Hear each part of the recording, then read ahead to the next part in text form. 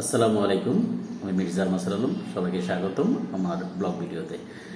আজকে আমি আসলে কোনো রাজনৈতিক বিষয় নিয়ে আলোচনা করব না। আজকে আসলে যেহেতু আমার এই ব্লগ ভিডিওর বেশ কিছু কমন বিষয় হচ্ছে যে রাজনৈতিক সমসাময়িক বিষয় এবং আমাদের জীবনের সাথে রিলেটেড যে বিষয়গুলো আছে সেগুলো নিয়ে আমি আসলে আলোচনা করব। তো আমার আলোচনার আজকে যে বিষয়টা হচ্ছে যে আসলে আমাদের ব্যক্তি জীবনে আসলে অনেক প্রবলেম থাকে। প্রবলেমগুলো হয় নিজের কিছু তৈরি করা থাকে, কিছু বিষয় হচ্ছে যে আমাদের পারিপার্শ্বিক অবস্থান থেকে তৈরি হয়। তো আমার একটা স্টাডি বা আমি মোটামুটি একটু পড়াশোনা করে যেটা পেয়েছি, সেটা হলো মানুষের জীবনে আসলে তার পারিপার্শ্বিক জায়গা থেকে বেশি প্রবলেমগুলো তৈরি হয়। তো সেই প্রবলেমের জায়গা থেকে আমার মনে হয় আমরা কিছু যেগুলো আমাদেরকে সবচেয়ে বেশি প্রভাবিত করে, প্রভাবিত জায়গাগুলো হচ্ছে যে 7 ধরনের ব্যক্তিকে আমি আসলে রেকটিফাই করেছি যে আসলে এই ধরনের ব্যক্তিরাই আসলে আমাদের জীবনে প্রবলেমের জন্য 60 থেকে 70% 80% দায়ী থাকে, বা আমাদের জীবনকে একটু অশান্ত করে তোলার জন্য তাদের আসলে অনেক বড় ভূমিকা থাকে। তো সেই 7জন ব্যক্তিকে আমরা যদি আলাদাভাবে করে আলাদা করতে পারি জীবন থেকে, আমার মনে হয় জীবনে অনেক প্রবলেম আমাদের পরিবর্তন হতে পারে। সেক্ষেত্রে জানি না আপনাদের কোনো উপকার আসবে কি না, বাট আমি চেষ্টা করব আপনাদেরকে সেই বিষয়টা উপস্থাপন করার জন্য যে এই প্রবলেমগুলো আপনারাও হয়তো ফেস করছেন। তো চেষ্টা করব যে আপনাদেরকে বোঝানোর জন্য আসলে কাদেরকে আসলে আমরা অ্যাভয়েড করে চলতে হবে আমাদের জীবনের প্রবলেমগুলোকে কমিয়ে আনার জন্য।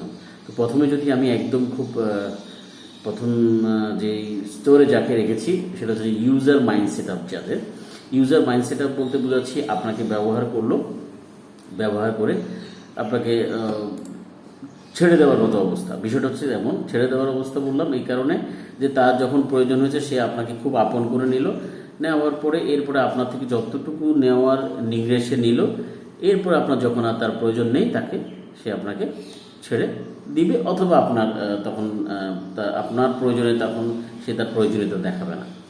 তো এই ধরনের লোককে আমি আসলে ইউজার মাইন্ড সেট আপ বা এই ধরনের শব্দ চয়ন করছি যে এই ধরনের লোক আছে। আমার ব্যক্তিগত জীবন থেকেও আমি এই ধরনের লোক আসলে পেয়েছি যে আপনাকে ব্যবহার করবে প্রয়োজন শেষ হয়ে গেলে হয়তো বা তার প্রয়োজনে আপনি যদি তার কাছে কোনো কারণে কোনো বিষয় নিয়ে ডিসকাশন করতে চান, সে এটাকে খুব বেশি এটা গুরুত্ব সহকারে থাকবে না। তো বেটার হয় তার সাথে কোনো দ্বন্দ্বে না জড়িয়ে আপনি যদি তাকে মার্ক করতে পারেন, আপনি তার থেকে সরে যাবেন। এটা তো সবচেয়ে বুদ্ধিমানের কাজ। 2 নম্বর আমি যদি বলি, অভিযোগকারী বা কমপ্লেইনার। এই মানুষগুলো সবসময় কিছু না কিছু আপনাকে অভিযোগ করবে। জীবন, চাকরি, পরিবার, সমাজ সব কিছুতে তাদের সমস্যা থাকে। এদের সমস্যা থাকলে আপনার মনোবল আপনিই কমে যাবে, এ ব্যাপারে কোনো সন্দেহ কিন্তু নেই। আপনি খুব ভালো মাইন্ডসেট আপ আছেন, এমন কিছু মানুষ আছে যে তার সাথে গিয়ে কথা বলছেন, সে সারাক্ষণ তার প্রবলেম, অসুস্থতা, দুঃখ, বেদনা এগুলো বলে আপনাকে আপনার যে মানসিক অবস্থা আছে, আপনার যে শারীরিক অবস্থা আছে, সেই সুস্থ সবলতাকে আপনাকে একদম কেড়ে নিলেন। আপনিও আপনার সেই মানসিকতার মধ্যে ডুবে যাবেন। তো এই ধরনের মানুষ আপনাকে খুব সহজে হতাশ করে দিবে। তো এমন মানুষের সাথে যদি কখনো পড়ে যান, একদম দ্রুত সেই মানুষগুলো থেকে সরে যাবেন। যদি সরতে না পারেন, তাদের সাথে কথা বলা বা তাদের কথাগুলো রেসপন্স করা বন্ধ করে দেবেন। তাহলে অটোমেটিক্যালি সে কিন্তু আপনার কাছ থেকে সরে যাবে। তো এই খুব বিপজ্জনক, কারণ সে কিন্তু নিজে ধ্বংসপ্রাপ্ত বা ধ্বংস হচ্ছে, বা ধ্বংস হওয়ার নিজের ফ্রাস্ট্রেশন নিজেকে নিজে ধ্বংস করছে। সে পাশাপাশি আপনাকেও সেই ধ্বংসের পথে নিয়ে যাওয়ার একটা সুযোগ তৈরি হয়ে যায়। তো তার থেকে আপনার দূরে থাকাটা খুব জরুরি। আশা করি বুঝাতে পেরেছি। আর 3 নম্বর যে বিষয়টা হচ্ছে যে অপব্যবহারকারী বা অ্যাবিউজার, যেটাকে বলে আমরা। অপব্যবহারকারী এই জন্য বলছি যে তারা আসলে আপনাকে গালাগাল করবে না, মানে আপনাকে মারবেও না, বা আপনার সাথে কোনো এমন কোনো কথা বলবে না যে আপনি আসলে খারাপ লাগবে বলতে, গালাগালি বলতে যে গালাগালি শব্দগুলো আমরা চলবে, সেই গালাগালি কথা বলবে না আপনাকে। কিন্তু ইশারা ইঙ্গিতে, কোনায় বলেন বা পোকিং, আমরা যেটাকে বাংলা ইংরেজিতে বলি পোকিং অ্যাটিটিউড যাদের, এই ধরনের আপনাকে বিভিন্ন কথা দিয়ে আপনাকে অ্যাবিউজ করবে। এবং আপনাকে আমরা যেটা বলি যে ধারালো তলোয়ারের থেকেও খুবই ধারালো সেটা হচ্ছে যে মানুষের মুখের ভাষা বা মুখের কথা। সেক্ষেত্রে এই ধরনের লোকটা হচ্ছে তেমন যারা কিনা আপনাকে কথা আঘাত করবে। এই আঘাত আপনি হয়তো বা ভালো লাগবে না, আপনি হয়তো ভিতরে ভিতরে জিনিসগুলো নিতে থাকবেন এবং একটা সময় হয়তো বা আপনার জীবনের যে সমস্যা আরও বাড়িয়ে তুলবে, আপনি ওই দিকেই কনসেন্ট্রেট চলে যাবে আপনার। তো আপনার ব্যক্তি জীবন, আপনার সমাজ জীবন হয়তো বা দেখবেন এটার কারণেই, ওদের কারণে, ওর কথাগুলো বা ওর টর্চারের কারণে আপনি আরও বেশি নিচে বা ডাউন হয়ে যাচ্ছেন। তো সেক্ষেত্রে এই লোকগুলোকেও চেষ্টা করবেন আপনার কাছ থেকে, চেষ্টা না অবশ্যই করবেন, কারণ এমন কথা দিয়ে যারা আঘাত করে এমন লোকের সাথে, এমন অ্যাবিউজারদের সাথে আপনি কখনোই থাকবেন না, আমি আশা করি। এরপর হচ্ছে যে প্রতিযোগিতার মনোভাব বলতে বোঝাচ্ছি প্রতিযোগিতা সবসময় ভালো, যেটা হচ্ছে সুস্থ প্রতিযোগিতা, যেটাকে আমরা বলে থাকি। কিন্তু আপনি যদি সুস্থ প্রতিযোগিতা বলতে যেটাকে আমরা বলি, আপনি দুই পাশে উইন উইন থাকতে হবে। মানে আপনার যে কাজটা করছেন যেটা ভালো, সমাজের জন্য ভালো, আপনি একটা ভালো কাজ করছেন, পাশাপাশি উনি চিন্তা উনি যখন করছে আমি একটা ভালো কাজ করি, তাহলে এই ধরনের প্রতিযোগিতা হচ্ছে যে ভালো।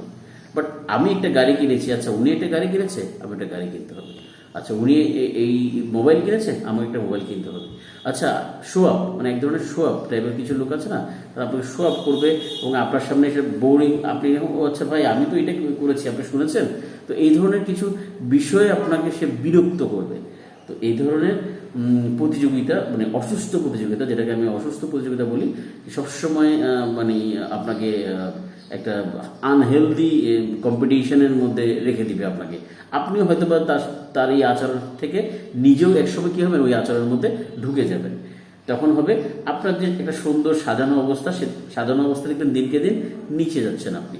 তো এইটা কিন্তু খুব মারাত্মক একটা বিষয়, আমাদের সমাজে এটা খুব বেশি প্র্যাকটিস হচ্ছে, কেউ শো আপ করা।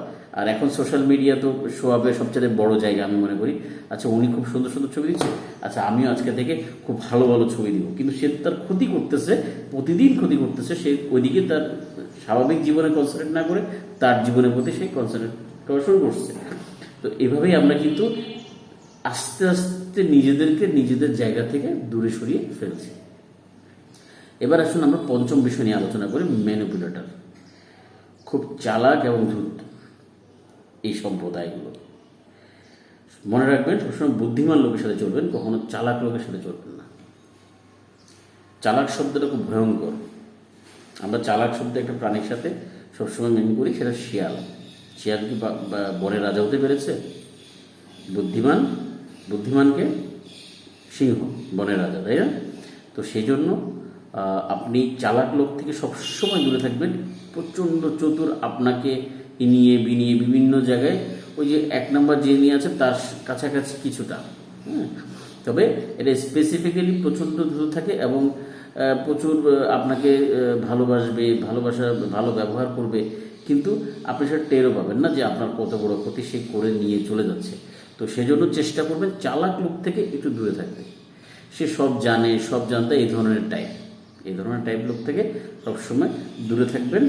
যারা বেশি কথা বলবে, আপনাকে সব জানে এই ধরনের অ্যাটিটিউড দেখাবে, এই ধরনের লোক থেকে আপনি এই ধরনের ম্যানিপুলেটর থেকে আপনারা দূরে থাকবেন। তো এইটা হলো আমার পঞ্চম ব্যক্তি। আর ষষ্ঠ ব্যক্তি হচ্ছে যে হিপোক্রেট, ভয়ঙ্কর। ধর্মীয়ভাবে যদি বলি তাদের স্থান কিন্তু জাহান্নামের সর্বনিম্ন স্থল। কি করে এরা আসলে? এরা এক ধরনের কথা ওনাকে একটা বলছে, আপনাকে একটা বলছে, নিজে যেটা বলছে আবার সেটা আরেকজনকে করতে বলতেছে। নিজে কিন্তু করছে না, সে আরেকজনকে করতে বলতেছে, বা নিজে করতেছে আরেকজনকে বাড়ানো করতেছে। মানে এই ধরনের কিছু লোক আমরা দেখি না, যে নিজের বেলায় ঠনঠন, আরেকজনের বেলায় ঠিকই তার বেলায় কথা বলার জন্য ওস্তাদি বা ওস্তাদ সুলভ বা পণ্ডিত সুলভ কথাবার্তা বলে। তো এই ধরনের লোক থেকে চেষ্টা করবেন, কারণ এরাও কিন্তু আপনাকে মেন্টালি একটু নার্ভাস করে দিতে পারে। কারণ এমন আছে যে সে এমনভাবে তাকে নিজেকে উপস্থাপন করলো, আপনি কিন্তু সে এটা করে না, কিন্তু আপনি ভাবছেন যে না আসলে আমি তো পিছিয়ে গেলাম, এই অবস্থা, আমি তো খুব বিপদে পড়ে গেলাম। তো আপনার হিউম্যান বিহেভিয়ার বা হিউম্যান সাইকোলজি খুব ভয়ঙ্কর। এটা আমি মনে করি যে একদম একটা একটি সুতার উপরে পা দিয়ে হাঁটার মতো, মানে আপনি যদি একে চাইলে যে কোনোভাবে ম্যানিপুলেট করতে পারবেন। সো এটাও ডিপেন্ড করে আপনার অভ্যাস, human behaviour, human psychology, totally একটা আপনার অভ্যাসের উপরে আপনার এই জিনিসটা তৈরি হবে। তো এই ধরনের হিপোক্রেটদের সাথে সবসময় দূরে রাখার চেষ্টা করবেন, কারণ ওরা দুটো শব্দের সাথে খুব ভালোভাবে জড়িত। এটা হচ্ছে দ্বিমুখী এবং হচ্ছে বিশ্বাসঘাতক। দ্বিমুখী এবং বিশ্বাসঘাতক। বিশ্বাসঘাতকরা কী করতে পারে সেটা আপনারাই ভালো জানেন, তবে চেষ্টা করবেন এদের থেকে 100% দূর করার। শেষ যেটা যাকে বলছি, অতিরিক্ত কথা বলা অকারণে। এমন ব্যক্তিত্বহীন লোকের সাথে কথা বললে আপনি একদিন ব্যক্তিত্বহীন হয়ে পড়বেন, কারণ সে মূর্খতাকে, তার এমন কিছু কথা আছে যেটা আপনি হয়তোবা না চাইতেও আপনার মুখ দিয়ে বের হয়ে যাবে, কারণ সে আপনাকে মূর্খ বানাই ছাড়বে। কারণ অতিরিক্ত লোক যে বেশি কথা বলে সে মূর্খ ছাড়া আর কিছুই নয়, সে আপনাকে মূর্খ বানিয়ে ফেলবে। সেজন্য তার কথার প্রতি মনোযোগ দেবেন না, তাকে সবসময় অ্যাভয়েড করে চলবেন। তো আশা করি আমি 7জন ব্যক্তির ব্যাপারে আপনাদেরকে বোঝাতে পেরেছি। আমাদের জীবনে প্রবলেমের অনেক কারণ এমন ব্যক্তিগুলোই আমি মনে করি আমার ব্যক্তিগত জীবন থেকে এবং কিছু পড়াশোনা এবং কিছু বিষয়ে রিসার্চের মাধ্যমে আমি দেখতে পেয়েছি যে এরা আসলে আমাদের জীবনকে অতিষ্ঠ করে ফেলে। কারণ আমরা ব্যক্তি জীবনে সবাই কম বেশি অনেক প্রবলেমে আছি, অনেক হতাশায় আছি, এবং এই হতাশা থেকে এই ধরনের ব্যক্তিগুলো কিন্তু কাজ করে। এছাড়া আসলে অনেক বিষয় আছে, তারপরে আমি এটা একটা সিমটম হিসাবে আমি ধরেছি। তো আমরা চেষ্টা করবো এই ধরনের ব্যক্তি থেকে দূরে থাকতে, আর সবসময় নিজের সময় এবং শক্তি, মানসিক সব কিছুর জন্য নিজেকে একটু পরিবর্তনের চেষ্টা করব। সে বিষয়ে আসলে নিজেকে পরিবর্তন করার জন্য বা নিজেদেরকে সাকসেসফুল করার জন্য কী করণীয় সে বিষয়ে আমার একটা ভিডিও আপনাদের জন্য করব। তো সে বিষয়ে সে পর্যন্ত আজকে এখানেই আমি রাখছি। তো আশা করি আপনি আমার কথা বুঝতে পেরেছেন। তো দেখা হবে নেক্সট ভিডিও যে কোনো একটা বিষয় নিয়ে। তো আজকে পর্যন্ত ভালো থাকুন। আল্লাহ হাফেজ। আসসালামু আলাইকুম।